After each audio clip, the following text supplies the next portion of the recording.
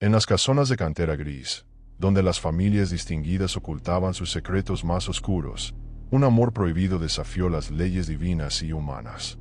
El año de 1902 marcó para la ciudad de Puebla un escándalo que sus habitantes recordarían por décadas. En aquella época, cuando el régimen porfirista mantenía un férreo control sobre las apariencias y la moral pública, las familias de abolengo custodiaban su reputación con el mismo celo con que protegían sus fortunas. Pero entre los muros de piedra volcánica y los pasillos alfombrados de la casona Mendoza y Villarreal, se gestaba un secreto que desafiaría todas las convenciones sociales de la época. La familia Mendoza y Villarreal pertenecía a la élite poblana desde tiempos virreinales. Don Sebastián Mendoza, patriarca de la estirpe, había amasado una considerable fortuna mediante la producción textil y el comercio de grana cochinilla.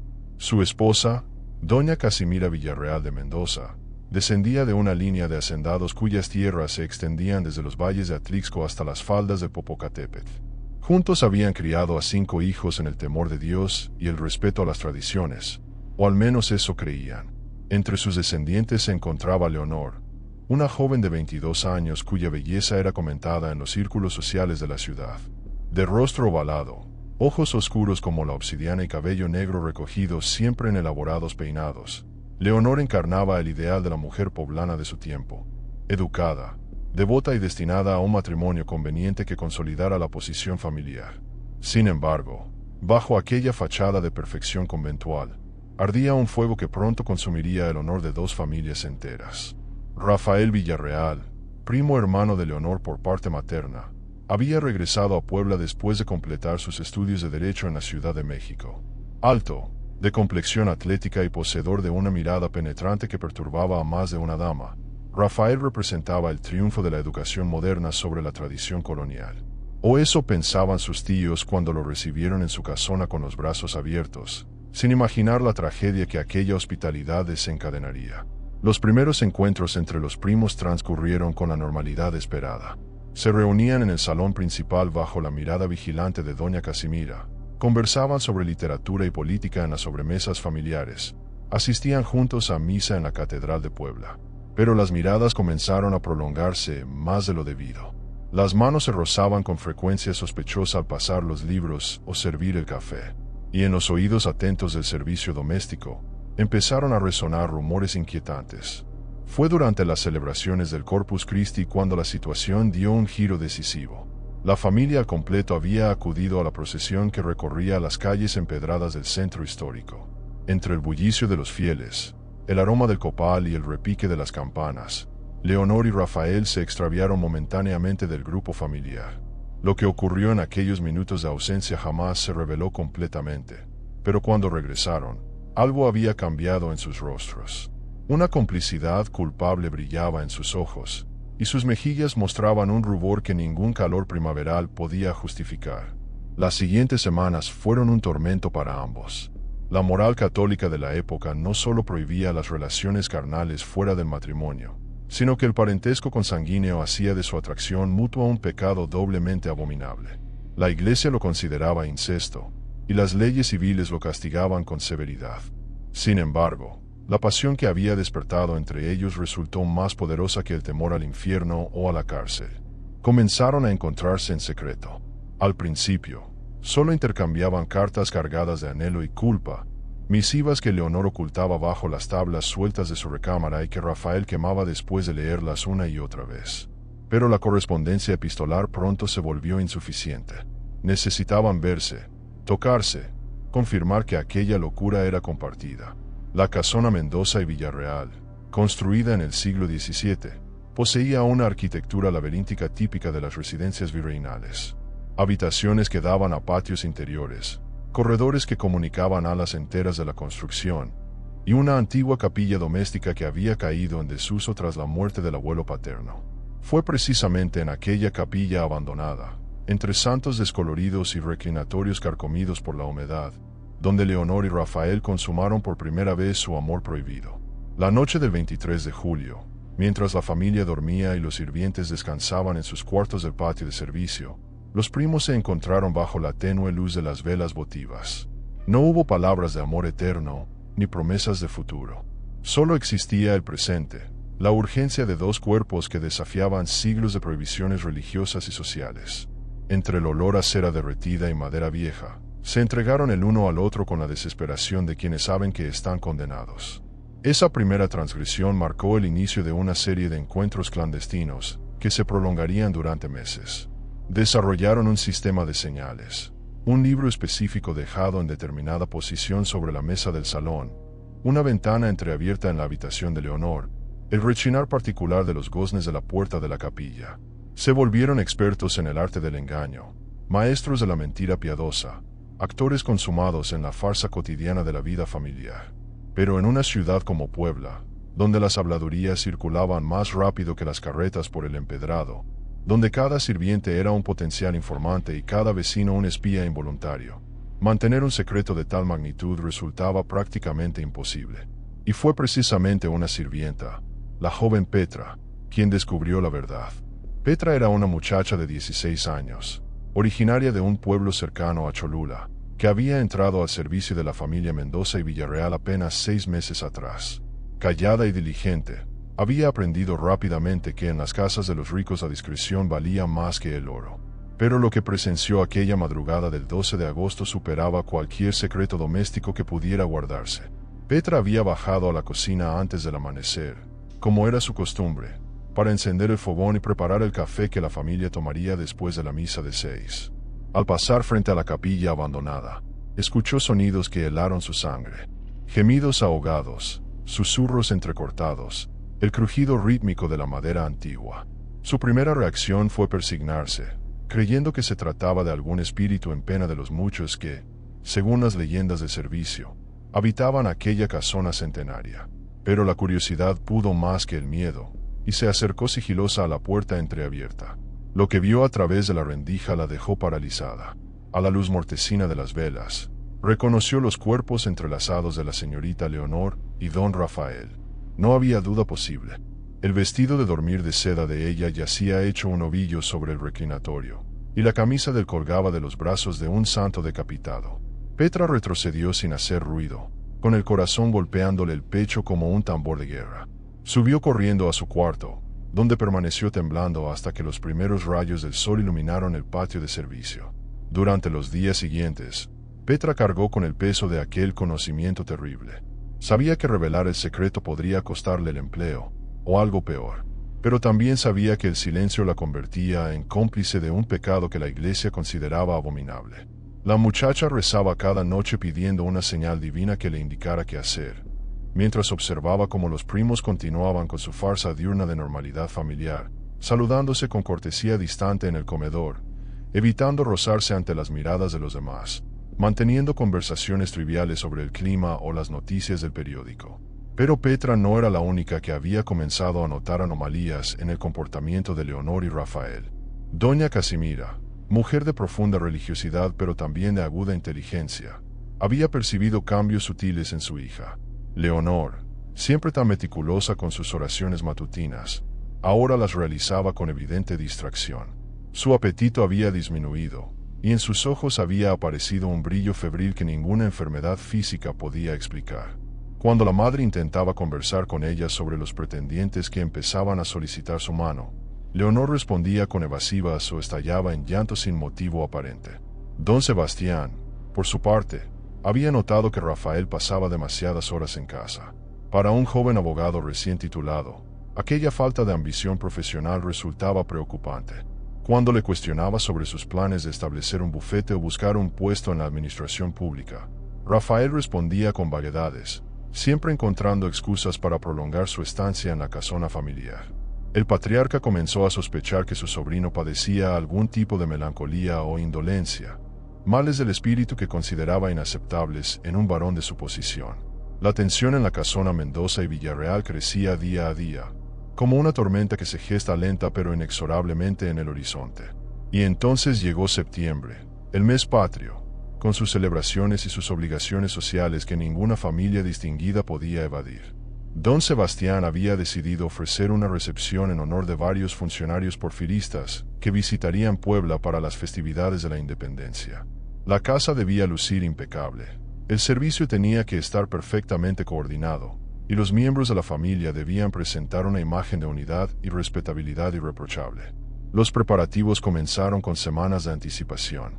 Se contrató personal adicional, se mandaron limpiar las arañas de cristal, se encargaron manteles de lino fino importado de Europa.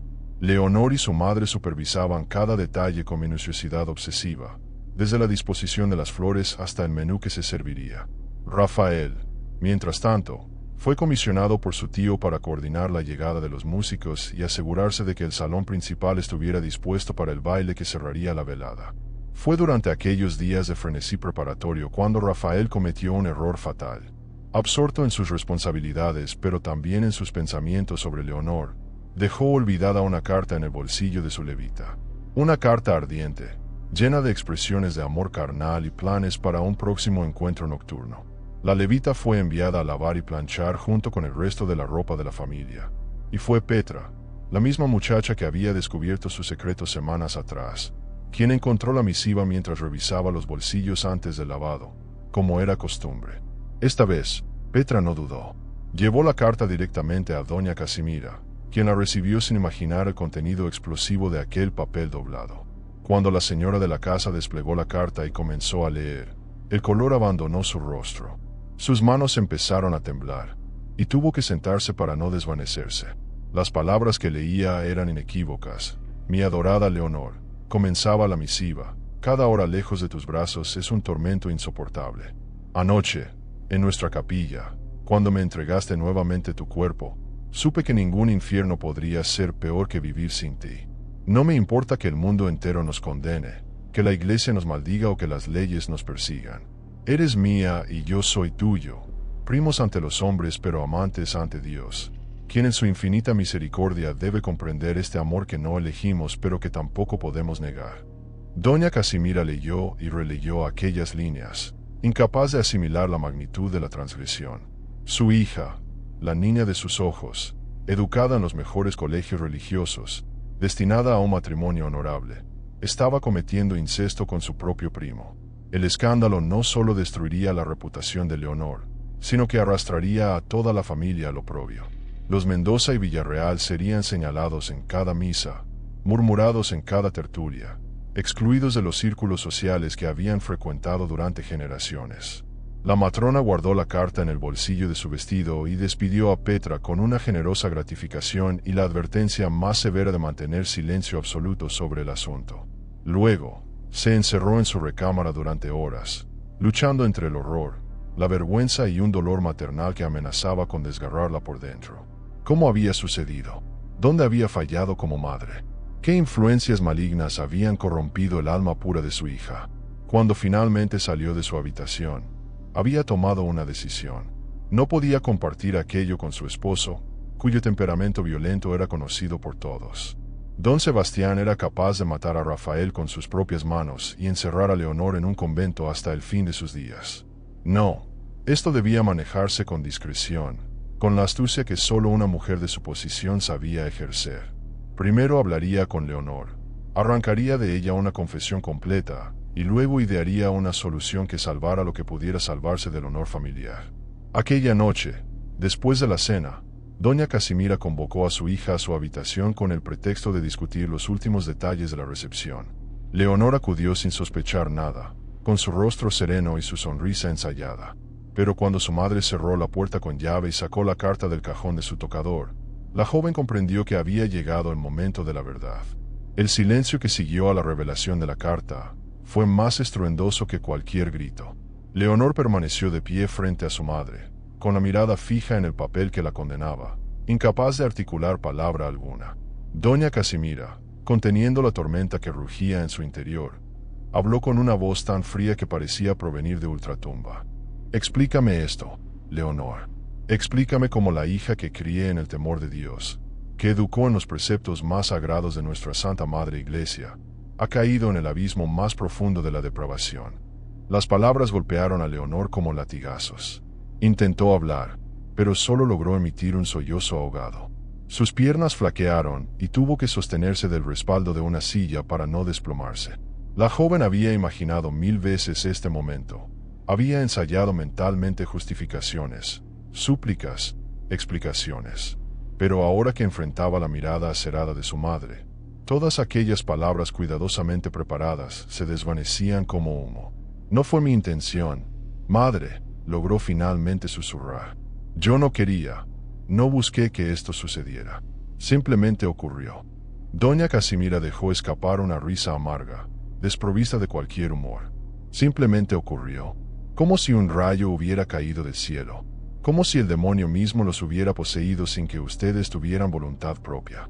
La mujer se acercó a su hija, y por primera vez en su vida, Leonor sintió miedo verdadero ante su presencia. Dime, ¿cuánto tiempo llevas manchando el honor de esta familia? ¿Cuántas veces has profanado la capilla de tus ancestros con tus actos obscenos? Las lágrimas comenzaron a rodar por las mejillas de Leonor. Desde julio, madre, pero le juro por todo lo sagrado que lo que siento por Rafael no es algo sucio ni pecaminoso. Es amor verdadero, más puro que... La bofetada resonó en la habitación como un disparo. Doña Casimira había golpeado a su hija con tal fuerza que la joven cayó al suelo. ¿Te atreves a llamar amor a esta abominación? ¿Te atreves a profanar esa palabra sagrada para justificar el incesto? La matriarca temblaba de ira contenida. Comparten la misma sangre, Leonor. Son primos hermanos. Lo que ustedes han hecho es un pecado contra natura que la Biblia castiga con la muerte y la condenación eterna. Leonor permaneció en el suelo, con la mejilla ardiendo y el alma destrozada. Sabía que su madre tenía razón, que las leyes divinas y humanas estaban en su contra, pero también sabía que lo que sentía por Rafael era lo más real y verdadero que había experimentado en su vida. Prefiero arder en el infierno que vivir sin él, murmuró.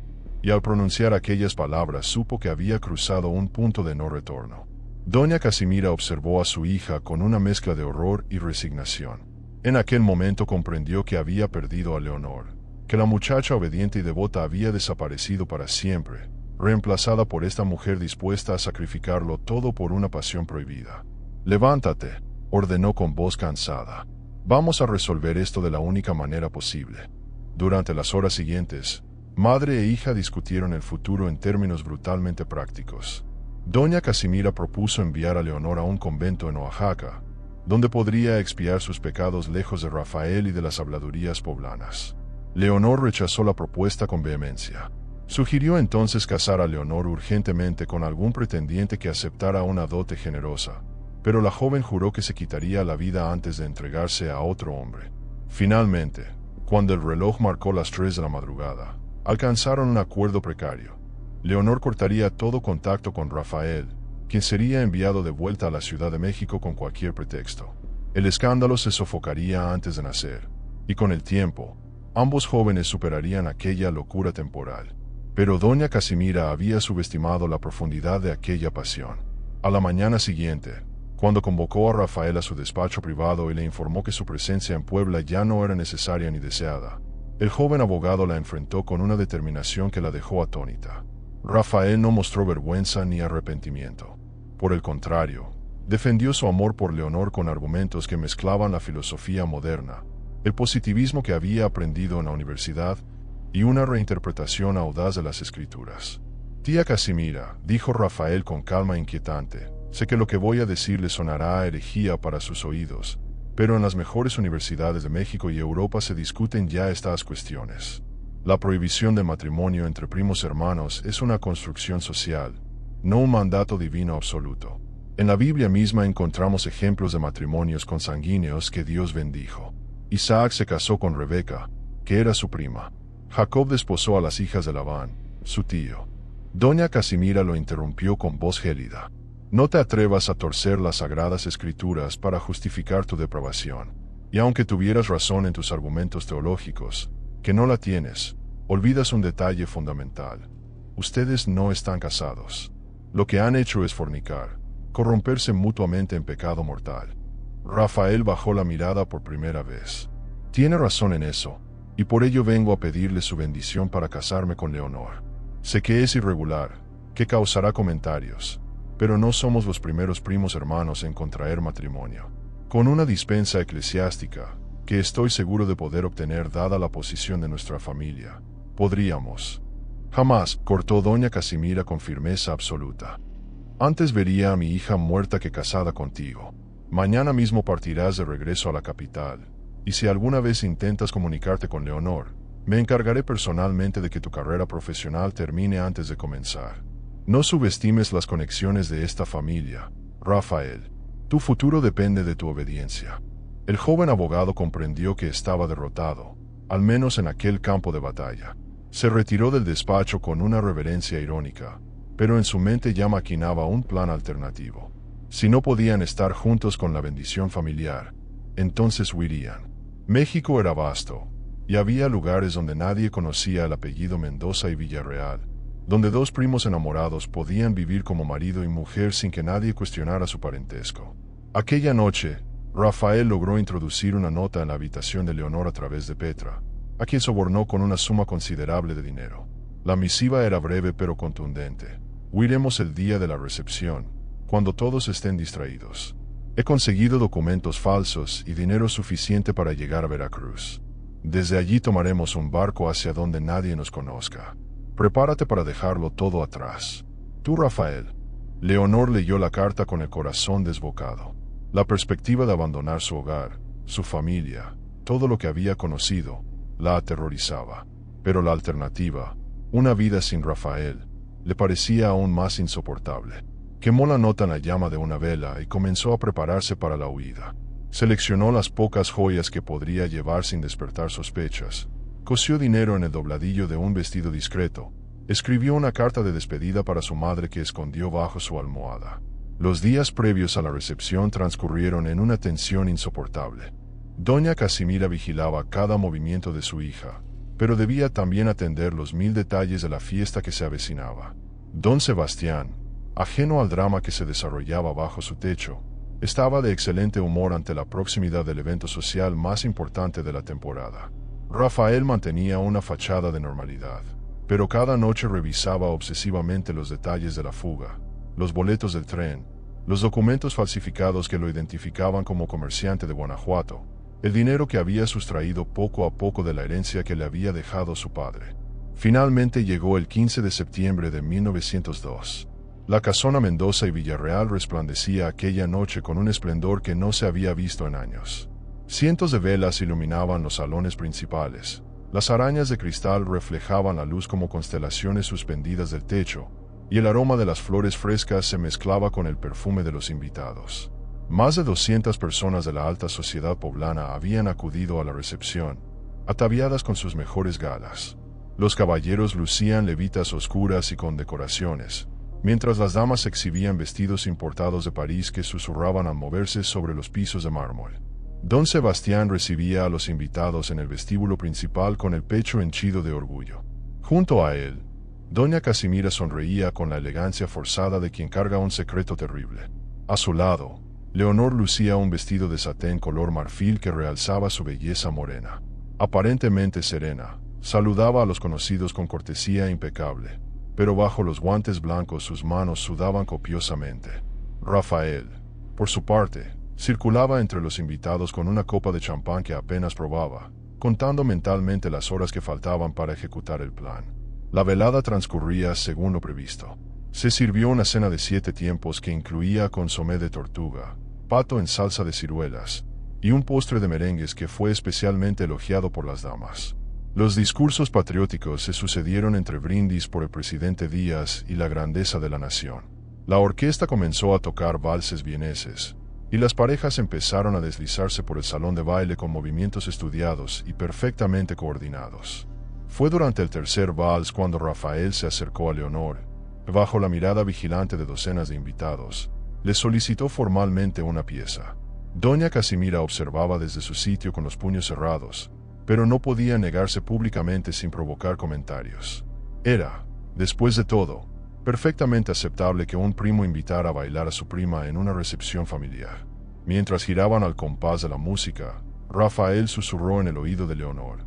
A medianoche, durante los fuegos artificiales, la puerta del patio trasero estará abierta. Un carruaje nos espera a 3 calles de distancia. ¿Estás lista? Leonora sintió casi imperceptiblemente, sintiendo como el corazón amenazaba con salirse de su pecho. Estoy lista. Que Dios nos perdone por lo que vamos a hacer. Dios perdonará a quienes se aman con verdad. respondió Rafael. Y al terminar el vals, se separaron con una reverencia formal, como si aquella hubiera sido simplemente una danza cortés entre parientes. Las horas siguientes fueron un tormento para ambos. Leonor se movía entre los invitados como una autómata, sonriendo cuando era necesario, participando en conversaciones triviales sobre el clima y la moda europea, mientras su mente repasaba obsesivamente cada detalle de la fuga. Rafael, por su parte, se aseguró discretamente de que todo estuviera en orden. El cochero esperaba en el lugar acordado. Las maletas estaban ocultas en un callejón cercano. Los boletos del tren nocturno a Veracruz descansaban en el bolsillo interior de su levita. A las 11:30 de la noche, don Sebastián llamó la atención de los invitados golpeando su copa con una cucharilla de plata. Con voz resonante, anunció que en honor a la patria se había preparado un espectáculo de fuegos artificiales que se lanzaría desde el patio principal. Los invitados comenzaron a desplazarse hacia las ventanas y balcones que daban al amplio espacio al aire libre, donde ya se encontraban dispuestos los artefactos pirotécnicos. Leonor aprovechó el movimiento de la multitud para subir discretamente a su habitación, donde se cambió el elegante vestido de satén por uno más sencillo de viaje color gris oscuro. Se cubrió con una capa negra, tomó el pequeño bolso donde llevaba sus joyas y el dinero cosido en el dobladillo, y colocó sobre la almohada la carta de despedida que había escrito para su madre. Sus manos temblaban mientras trazaba la señal de la cruz frente al crucifijo que colgaba sobre su cama, pidiendo perdón por el dolor que estaba a punto de causar. Cuando los primeros cohetes estallaron en el cielo nocturno, llenando la oscuridad de destellos dorados y plateados, Leonor descendió por la escalera de servicio. El ruido de las explosiones y los gritos de admiración de los invitados cubrían cualquier sonido de sus pasos. Rafael la esperaba en la puerta del patio trasero, tal como habían acordado. Sin intercambiar palabra, salieron al callejón oscuro que corría detrás de la casona. Pero no estaban solos. Petra, la misma sirvienta que había descubierto su secreto y entregado la carta a doña Casimira, observaba desde las sombras. La muchacha había sospechado algo al ver el nerviosismo de ambos durante toda la velada, y aunque Rafael había sobornado generosamente, la lealtad que sentía hacia doña Casimira era más fuerte que el dinero. En cuanto los amantes desaparecieron en la noche, Petra corrió a buscar a la matrona. Doña Casimira estaba en el balcón principal, fingiendo admirar los fuegos artificiales mientras su mente rumiaba planes para separar definitivamente a los jóvenes. Cuando Petra llegó jadeante a su lado y le susurró al oído que Leonor y Rafael acababan de huir juntos, la mujer sintió que el mundo se desplomaba a su alrededor. Durante un instante, consideró la posibilidad de dejar que huyeran, de permitir que aquella pesadilla abandonara su vida para siempre. Pero el orgullo familiar, el que dirán, el horror de que su hija viviera en pecado con su propio primo, fueron más poderosos que cualquier consideración maternal. «Busca a don Sebastián», ordenó con voz ronca. «Dile que debe venir inmediatamente». «Y tú», agregó dirigiéndose al mayordomo principal, «envía a los mozos a despertar al prefecto de policía. Dile que se ha cometido un secuestro». Los siguientes minutos fueron un caos controlado. Doña Casimira logró mantener las apariencias ante los invitados, excusando la ausencia de su hija con un repentino malestar. Pero en los pasillos interiores de la casona, se desató una actividad frenética. Don Sebastián, cuando finalmente comprendió lo que había ocurrido y leyó la carta de despedida de Leonor, enrojeció de furia hasta el punto de que su esposa temió que sufriera un ataque. El patriarca rugió amenazas de muerte, prometió despedazar a Rafael con sus propias manos, juró que enviaría a Leonor a pudrirse en el convento más remoto del país. Mientras tanto, Leonor y Rafael corrían por las calles empedradas de Puebla en dirección al carruaje que los esperaba. La ciudad dormía bajo el estruendo de los últimos fuegos artificiales, y las escasas personas que encontraban en su camino estaban demasiado absortas en las celebraciones patrias como para prestar atención a dos figuras oscuras que se movían con prisa por los callejones. Llegaron al lugar acordado sin contratiempos, y el cochero, un hombre mayor que no hacía preguntas mientras le pagaran bien, los condujo a toda velocidad hacia la estación del ferrocarril. El tren nocturno a Veracruz estaba programado para partir a la 1 de la madrugada. Rafael compró los boletos sin problemas, usando los documentos falsificados que identificaban a Leonor como su esposa legítima. Se instalaron en un compartimento de segunda clase, donde pasarían inadvertidos entre comerciantes y funcionarios menores. Leonor temblaba de frío y nervios, a pesar del calor de la noche septembrina. Rafael la abrazó, susurrándole palabras de consuelo y promesas de una vida mejor lejos de Puebla. Pero el tren no partió a la hora prevista. A la 1:15, cuando ya debían estar en movimiento, permanecían detenidos en la estación. Rafael asomó la cabeza por la ventanilla y vio movimiento inusual en el andén. Uniformes de policía, antorchas, hombres que parecían buscar algo o alguien. El corazón se le contrajo doloroso. Nos descubrieron, murmuró. Tenemos que bajar, buscar otra vía de escape. Pero era demasiado tarde.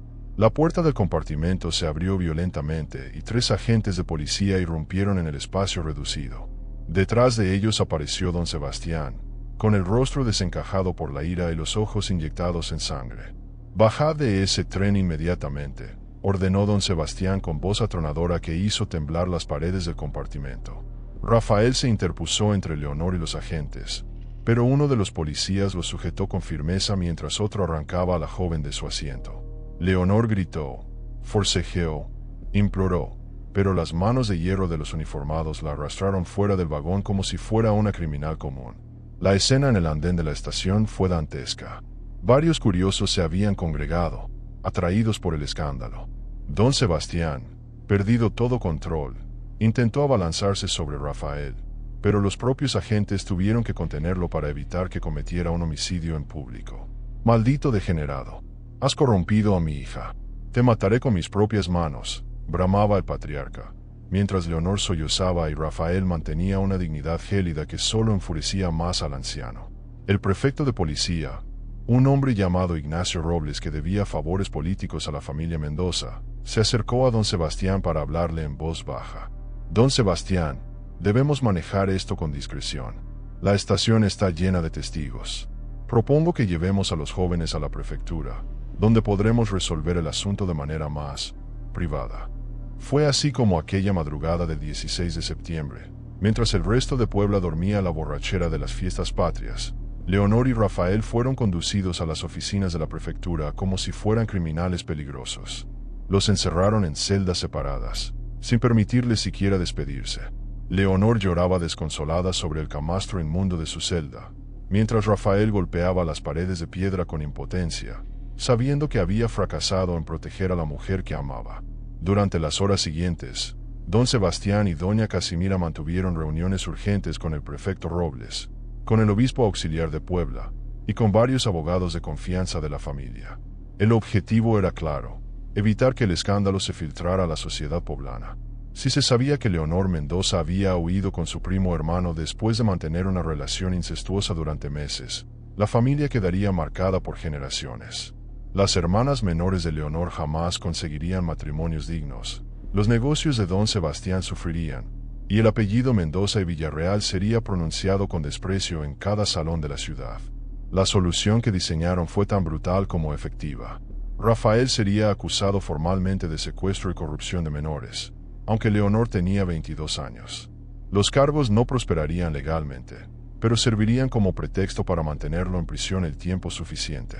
Luego, se le ofrecería un trato: abandonar Puebla inmediatamente, mudarse a Europa si era posible, y jamás intentar contactar a Leonor nuevamente. A cambio, se retirarían los cargos y se le proporcionaría una suma de dinero suficiente para comenzar una nueva vida lejos de México. Para Leonor, el destino era aún más severo. Sería internada en el convento de las Capuchinas de Puebla, una orden de clausura conocida por su extrema rigidez. Allí permanecería en reclusión perpetua, dedicando su vida a la oración y la penitencia. No tomaría los votos finales, lo que técnicamente la mantendría como una novicia perpetua, pero efectivamente sería una prisionera religiosa por el resto de su existencia. Don Sebastián había hecho una generosa donación al convento para asegurar que su hija fuera vigilada constantemente y que jamás se le permitiera salir de los muros conventuales.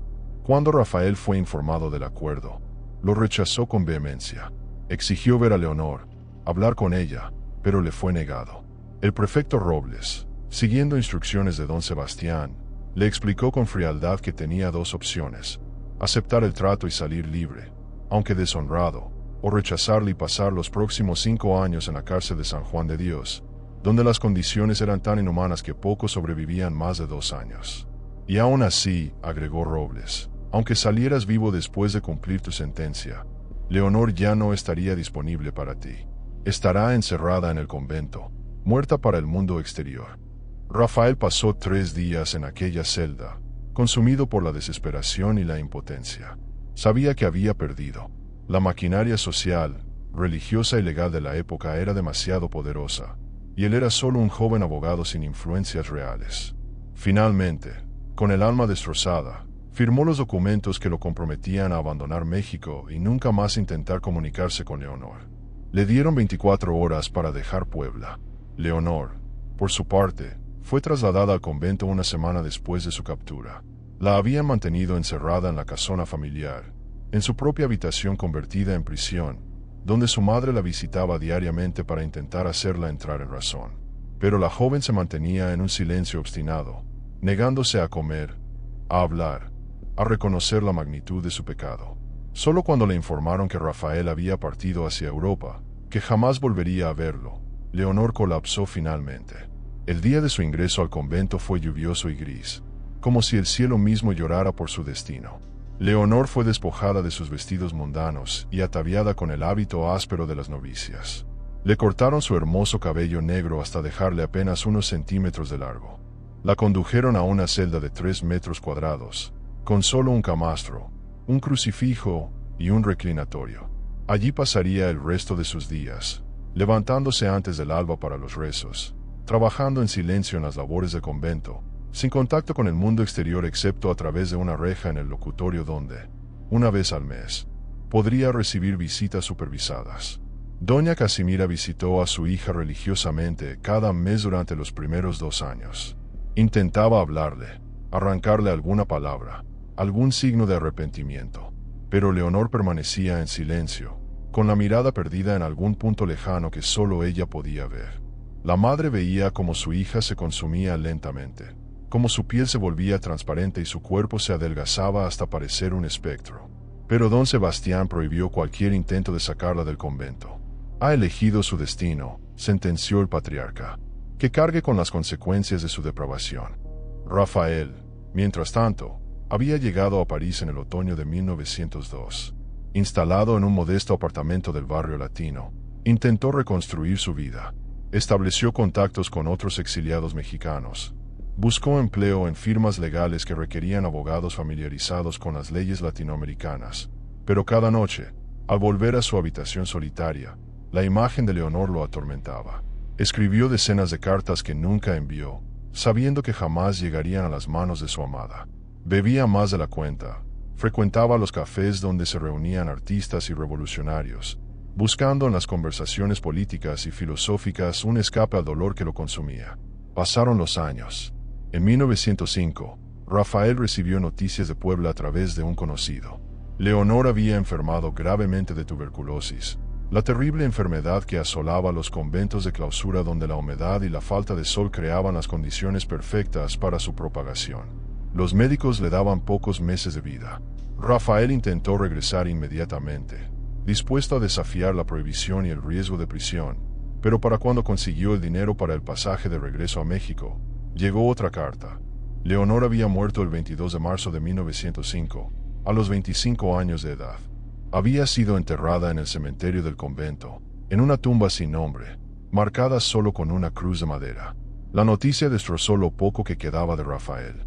Dejó París y comenzó a vagar por Europa como un alma en pena. Vivió en Madrid, en Roma, en Viena, siempre huyendo de sí mismo, siempre perseguido por el fantasma de la única mujer que había amado. Nunca se casó, nunca estableció vínculos profundos con nadie. Murió en Barcelona en 1920, a los 43 años, de cirrosis hepática. Entre sus escasas pertenencias, encontraron un medallón con un mechón de cabello negro y un retrato descolorido de una joven de ojos oscuros y expresión melancólica. En Puebla, la familia Mendoza y Villarreal logró mantener el escándalo bajo control durante décadas. La versión oficial era que Leonor había muerto de tuberculosis después de haber ingresado al convento por voluntad propia, siguiendo un llamado religioso. Solo los sirvientes más antiguos y algunos miembros cercanos de la familia conocían la verdad. Pero los secretos, por más profundamente enterrados que estén, tienen la extraña costumbre de emerger con el tiempo. Cuando don Sebastián murió en 1915, Su viuda doña Casimira cayó en una depresión profunda de la que jamás se recuperó. En sus últimos años, aquejada por la demencia senil, vagaba por los pasillos de la casona llamando a su hija, pidiendo perdón entre sollozos, confesando a quien quisiera escucharla los detalles del escándalo que había destruido a Leonor. La casona Mendoza y Villarreal fue vendida en 1930, tras la muerte del último miembro directo de la familia. Pasó por varias manos, fue dividida en departamentos, parcialmente demolida y reconstruida. Pero los viejos poblanos que la recordaban en su esplendor porfiriano contaban historias inquietantes. Sonidos de llanto en la antigua capilla abandonada, la figura de una mujer vestida de blanco que aparecía en las ventanas del segundo piso, el aroma inexplicable de flores marchitas que invadía ciertos corredores en las noches de septiembre. El convento de las Capuchinas, donde Leonor pasó sus últimos años, fue clausurado durante la Guerra Cristera y convertido en edificio gubernamental. El cementerio conventual fue trasladado a una fosa común en el panteón municipal, y los nombres de las religiosas y novicias sepultadas allí se perdieron para siempre en la burocracia revolucionaria. Así terminó la historia de Leonor Mendoza y Villarreal y su primo Rafael, dos jóvenes cuya pasión desafió las leyes de Dios y de los hombres en la Puebla porfiriana del 1902. Su amor, considerado abominable por la sociedad de su tiempo, los condujo a destinos separados pero igualmente trágicos. No hubo final feliz, no hubo redención, solo el peso implacable de una época que castigaba sin piedad cualquier desviación de sus normas rígidas. La historia de aquellos amantes prohibidos se convirtió con el tiempo en una leyenda urbana poblana, susurrada en las noches oscuras, recordada cada septiembre cuando los fuegos artificiales iluminan el cielo de la ciudad. Algunos dicen que sus espíritus aún vagan por las calles del centro histórico, buscándose eternamente sin poder encontrarse, condenados a repetir por toda la eternidad la separación que en vida los destruyó. Y así, entre los pliegues olvidados de la historia, entre documentos judiciales amarillentos y registros conventuales carcomidos por el tiempo, permanece el testimonio de una pasión que fue más fuerte que el miedo, pero no lo suficientemente fuerte para vencer el peso aplastante de una sociedad que no perdonaba, que no olvidaba, y que castigaba el amor cuando éste se atrevía a romper las cadenas de lo permitido. Las sombras son largas en las historias del pasado, querido oyente, y los secretos que guardamos bajo llave tienen la costumbre de filtrarse como el agua entre las grietas de los muros más gruesos.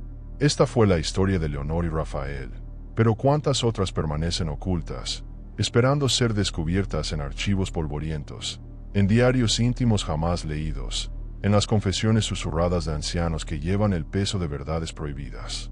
Si estas historias del México olvidado te han atrapado, si deseas seguir explorando los rincones oscuros de nuestro pasado, donde la pasión, el crimen y el misterio se entrelazan, entonces sabes dónde encontrarme.